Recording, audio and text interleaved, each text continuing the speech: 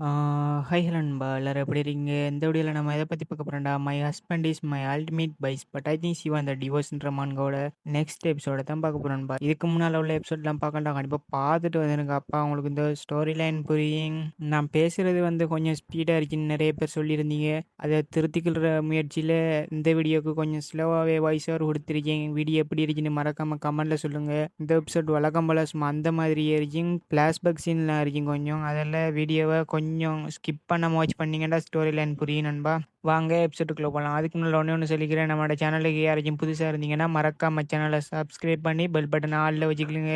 வாங்க எபிசோடுக்குள்ள போலாம். எபிசோட ஸ்டார்டிங்லேயே நெக்ஸ்ட் டேன்னு போட்டு ஆரம்பிக்கிறாங்க. நம்ம ஹீரோயின் எப்பவும் போல ஆஃபீஸில் ஒர்க் பார்த்துட்டு இருக்கா. ஆனால் நம்ம ஹீரோயினுக்கு முன்னால இருக்கிறது அதிசயம்.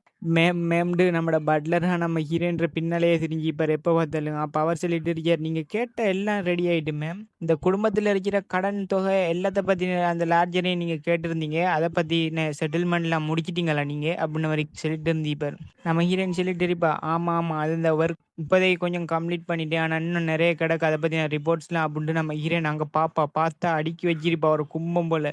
நம்ம ஹீரோயின் சொல்லிட்டு இருப்பா, இப்போதைக்கு இந்த கடன் தொகையெல்லாம் பார்த்து முடிக்கிட்டேன். இந்த வரதட்சணை பணத்தை வச்சு இதை நம்ம செட்டில் பண்ணணும். நான் நினைச்சிட்டு இருந்தேன் இந்த டச்சை கொஞ்சம் டெவலப் பண்ணலான்ட்டு. ஆனால் இருக்கிற கடனை பார்த்தா இதெல்லாம் சரிப்பட்டு வர மாதிரி இல்லை. அதெல்லாம் முதல்ல நம்ம இந்த கடனை செட்டில் பண்ணிடுவோம். கடனை செட்டில் பண்ணி முடிச்சது பிறகு நம்ம அதெல்லாம் பற்றி யோசிச்சலாண்டிக்கல. எஸ் மேம் அப்படின்னு மாதிரி அவரும் சொல்லிட்டு இருந்திருப்பார். நம்ம ஹீரோயினை பார்த்து அப்போ பட்லர் மனசுலயே நினைச்சிட்டு இருப்பார், ரூமர்ஸ்ல கேள்விப்பட்ட மாதிரியெல்லாம் இல்லம்மா, எங்கட முதலாளியம்மா அவங்க உண்மையிலேயே ரொம்ப நல்லவங்க. இவங்க வரைக்கிறதெல்லாம் நாட்டுல மழை பெய்யுது அப்படின்னு மாதிரியெல்லாம் தலைவன் யோசிச்சுட்டு இருப்பான். நம்ம ஹீரோயினா, நான் சொன்னதெல்லாம் நீ கேட்டாயா இருக்கியா அப்படின்னு மாதிரி கேட்பா. அவனா எஸ் மேம் அப்படின்னு மாதிரி சொல்லுவான். நம்ம ஹீரோயின் நினைக்கிறா, நான் பாசலியான் ஃபேமிலி கிட்ட எந்த ஹெல்ப்பும் கேட்க போறேன்னு நினைச்சிட்டு இருந்தேன். ஆனா இப்போ இந்த டச் இருக்கிற சிச்சுவேஷனுக்கு கேட்டுத்தாகணும் போலயே அப்படின்னு நம்ம ஹீரோன்ற மனசுல ஒரு ஓரமா தோண்டிட்டு இருந்துச்சு. ஆனா நம்ம ஹீரோயின் வேற ஐடியா ஒன்று போட்டிருக்கா. என்னடா அவட வரதட்சணை பணத்தை அப்படியே நம்ம கைமாத்துறதோட அதில் இருக்கிற கோல்டை நான் உருக்கி போட்டு நம்ம பிஸ்னஸ் பண்ணலாம் அப்படின்ற மாதிரி நம்ம ஹீரோயின் சொல்லிட்டு இருந்து. இப்போ அந்த உருக்கினா நிறைய லாபமெல்லாம் நம்மளுக்கு வருங்கிட்டு போட்டு நம்ம ஹீரோயின் அதை பற்றி நம்மளோட பட்லர்கிட்ட எடுத்து செல்லுவா. எனக்கு வரதட்சணை கிடைச்ச அந்த கோல்டு இருக்கு, அதெல்லாம் நான் லிக்விடாக்கலாண்டு இருக்கேன். அதுக்கு ஏதாச்சும் சரியான இடம் இருக்குமான்னு கேட்கல. பட்லர் யோசித்து இப்படி சொல்றாரு, எனக்கு ஷுவரா தெரியாது மேடம். ஆனா எந்த இடம் பெஸ்ட்டா இருக்குன்னு தெரியும். ஆனா நெறைய இடம் இருக்கு அப்டின்னு மாரி சொல்லுவார். நம்ம ஹீரோயின் பார்க்குறா.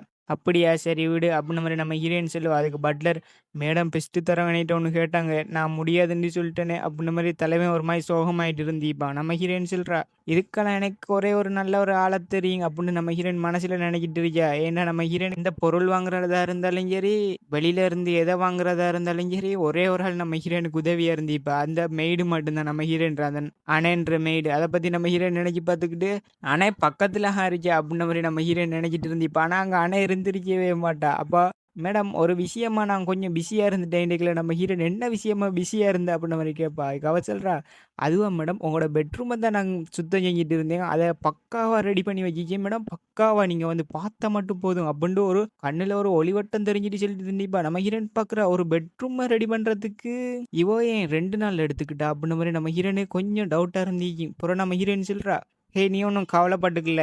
நான் எல்லாத்தையும் அந்த அண்ணன்ற பார்த்துக்குளுவ. அதெல்லாம் ஃப்ரீயா விடுண்டேக்கல." அவரும் எஸ் மேம் எனக்கு புரிஞ்சுது. நான் ஒண்ணும் கவலைப்படல அப்டின்ற மாரி சொல்லிட்டு இருந்திப்பார். பட்டர் சொல்லிட்டு இருப்பார், உங்களுக்காக நான் கஷ்டப்பட்டு உழைப்பேன் மேடம். எல்லாத்தையும் நான் படிச்சு தெரிஞ்சுக்கிடுவேன் மேடம் அப்டின்ற மாரிலாம் அவர் சொல்லிட்டு இருந்திப்பார். நம்ம ஹீரோயின் பயப்புல ஏன் இவ்வளோ குஜாலா இருக்கான் அப்டின்னு நம்ம ஹீரோயின் பார்த்துப்புட்டு, சரி சரி ஆல்ரைட் அப்டின்னு சொல்லிப்பா. அவனா மயிலேடி எவ்வளோ தங்கம் அப்புடின்ற மாதிரிலாம் சொல்லிட்டு இருந்திப்பா. நம்ம ஹீரோயின பாராட்டி பேசிட்டு இருந்திப்பாரு மனசுக்குள்ளேயே. அப்ப திடீர்னு மாதிரி நம்மட லூ என்ட்ரியே குடுத்திப்பாங்க. நம்ம ஹீரோயின் வெட்கப்பட்டுருவா. உடனே லூ என்னத்துக்கு வந்தாருங்க அப்புடின்னு போட்டு நம்ம ஹீரோயின் கேட்பா. என்ன நீங்க சாப்பிட்டீங்களா? அப்புடின்ற மாரி கேட்டுட்டு கேட்கல. நம்ம லூக்கு கொஞ்சம் மனசுல கவலை மாதிரி இருந்துச்சு.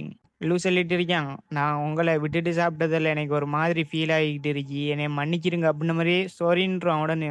நம்ம ஹீரோயின் சொல்றா, அது ஒண்ணும் பிரச்சனை இல்ல. நான் கொஞ்சம் ஒர்க்ல இருந்துட்டேன். அதால நீங்க சாப்பிட்டது எனக்கு பிரச்சனை இல்ல. எனக்கு ஒரு பேட் ஹேபிட் ஒண்ணு இருக்கு. நான் எந்த வேலை செய்யும்போதும் சாப்பாட மறந்துருவேன். அதால அத விட்டு தள்ளுங்க, ஃப்ரீயா விடுங்க அப்படின்னு நம்ம ஹீரோயின் சொல்லிக்கல. லூ சொல்றான், அந்த ஹேபிட் குட் இல்ல. சாப்பாடெல்லாம் ஸ்கிப் பண்ணக்கூடாது அப்படின்னு நம்ம ஹீரோயினுக்கு அட்வைஸ் குடுப்பான் லூ. அத கேட்டா நம்ம ஹீரோயினா வெட்கப்பட்டு இருந்திப்பா. லூ அட்வைஸ் பண்றான் அப்புட்ன மாரி. அப்போ உங்களோட ஒர்க்கெல்லாம் எப்படி போய்த்துட்டு இருக்கு? அப்படின்னு லூ கேட்பான். நம்ம ஹீரோயின் சொல்றா, நான் கொஞ்சம் இப்போதைக்கு ஃபினிஷ் பண்ணிட்டேன். இருந்தாலும் கொஞ்சம் டீல்லாம் மிச்சம் கிடக்கு.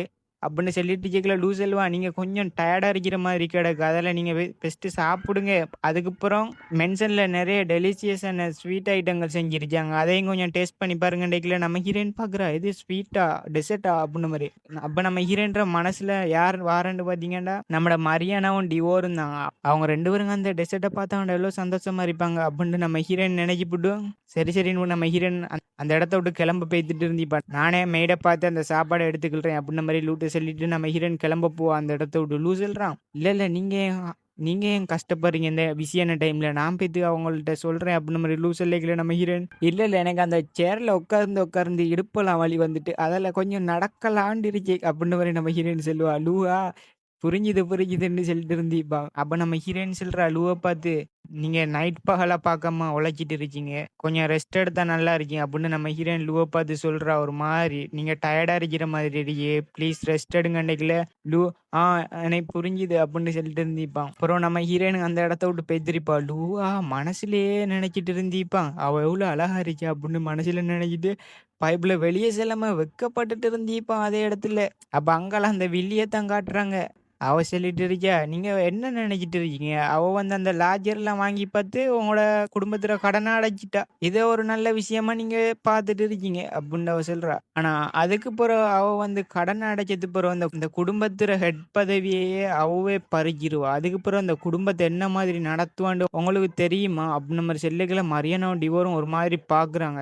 அவ சொல்லிக்கிட்டு இருக்கா குடும்ப கடன் அடைக்கிற மாதிரி அடைச்சி இந்த ஃபெமிலியில உள்ள அவ்வளோ கோல்டையும் அவ திருடிட்டு போவாளா இல்லையாண்டு பாருங்க ஒரு நாளைக்கு அப்படின்னு சொல்றா. நம்ம மரியானாவும் டிவோரும் பாக்குதல் நம்ம ஹீரோயினை பத்தி சொல்லுதல் அவங்க உண்மையிலேயே அவ்வளோ கெட்டவங்க இல்லை அப்படின்னு மனசுல நினைச்சிட்டு இருக்கல். அந்த பொம்புலையா அவ ஏதோ ஒரு நோக்கத்துல வந்துருச்சு அவள் அந்த ஃபெமிலிக்கு. அதால அவ ஹீரோயினை வந்து இந்த மரியானாயும் டிவோரையும் வெறுக்க வைக்கணுன்ற ஒரு எண்ணத்திலே இருக்கா. அவன் நினைச்சிட்டு இருக்கா நம்மளோட லூக்கும் நம்ம ஹீரோயினுக்கும் பெருசா செட் ஆகல போல, அவங்க 2 பேரும் ஆளுக்கு ஆள் ஒழுங்கா பேசிக்கல கூடிய மாட்டாங்க போலயே அப்படின்ட்டு அவ ஒரு மாதிரி மனசுல நினைச்சு பார்த்துக்கிட்டு நம்மட டிவோர்கிட்டையும் மரியண்ணக்கிட்டையும் சொல்றா அவங்க உண்மையிலேயே ஒன்னா குடி இல்லை நினைச்சு குடி பார்க்கலையா நீங்க, உங்களோட மாமா வந்து உங்கள்கிட்ட இருந்து பிரிச்ச வந்தவங்க அவ அப்படின்னு மாதிரி எல்லாம் ஏற்றி விடுவா. இதை கேட்டு கொஞ்சம் அதற்கு ஒரு மாதிரி மனசு கஷ்டமா இருந்தாலும் அதை வெளிக்காட்டியிருக்க மாட்டிக்கள். அவ சொல்லிக்கிட்டு இருக்கா அவ எல்லா கோல்டையும் எடுத்துட்டு இந்த ஹவுஸ் விட்டு லீவ் ஆகிட்டு போய்த்துருவா அப்படின்னு சொல்லிக்கல. நம்மளோட டிவோருக்காக கொஞ்சம் சாக்கா இருந்துச்சு. எது ஆண்டி லீவ் ஆயிடுவாங்களா அப்படின்ட்டு அவனுக்கு கொஞ்சம் கடுப்பாக இருந்துச்சு. அவன் நினைக்கிறான் உண்மையிலேயே அவங்க ரொம்ப நல்லவங்க, அவங்க அப்படி செய்ய மாட்டாங்க அப்படின்ட்டு அவன் நினைக்கிறான். உண்மையிலேயே ஆண்டி ஒரு கெட்டவங்க இல்லை அப்படின்னு சொல்லிட்டு இருந்திப்பான். அப்போ அந்த பொம்பளை கேட்குறா இந்த ரூம்ல அவ கொடுத்த நிறைய டாய்ஸ்லாம் இருந்துச்சு எங்க அதுன்னு கேட்கல. நம்மட மரியாதை சொல்றா இல்ல அதை எங்களுக்கு லாட பிடிக்கல, அதில் நாங்க அந்த மேய்கிட்ட சொல்லி எடுத்துட்டு போக சொல்லிட்டோம் உண்டைக்குல. அவோவா கோமா கிளம்புவா அந்த இடத்த விட்டு. உங்களுக்கு யார் அந்த பர்மிஷன் கொடுத்தா எடுத்துட்டு போறதுக்கு, அதை சொல்ல வேண்டியது நான் அப்படின்னு விட்டு அவ அங்கிருந்து போறா. போய்க்கிலேயே நம்மளோட டிவோரும் மரியானாவும் ஒரு மாதிரி திருன்னு முழிக்கிறத பார்த்துவிட்டு அவ பாக்குறா திரும்பி. கொஞ்ச நேரம் ஏறி அப்படின்னு பார்த்தா அங்க ஏதோ இருக்கிற மாதிரி இருக்கு. அவவா கண்டுபிடிச்சிட்டா இதில் எதையும் மறைச்சிதோல் அப்படின்ன மாதிரி.